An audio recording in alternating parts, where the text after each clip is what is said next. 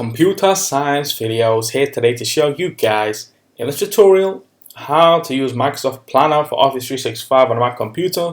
Tutorial 8, add a label to your task. Without further ado, let us start the video. So in this tutorial, you need to have access to a Mac computer, have access to an account for Microsoft Office 365. Now this can be for what's called a business. We can now start the tutorial. Let's now go down to the dock, go to Launchpad, go to the web browser, which is Google Chrome in this case. Now go to office.com. Make sure you are signed into the account. Go to the left hand side navigation menu, click on applications, go to all applications. Now go to explore all the applications, go to Planner. Let's just wait for that to load. Now click on Computer Science Videos.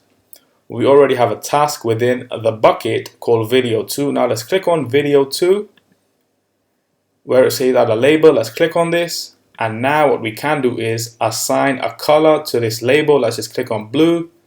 So what we can do is close out of this task on screen. Now we have the blue label available. What this tells us is we may want to differentiate or categorize the same tasks in one color. So then from afar we can then see which task is very similar to another. So let's go to do bucket, let's go to video, and now change the label to blue.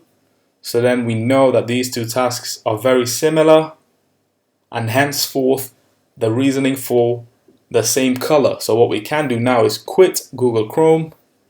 And so that's for this video. I'll see you guys in my next tutorial. Thanks for now. Thank you for making it towards the end of the video. Be sure to subscribe to my channel, Computer Science Videos. Be sure to check out the previous video on screen now, or you can ideally click on the playlist and watch all the journey for Computer Science Videos from the start until now.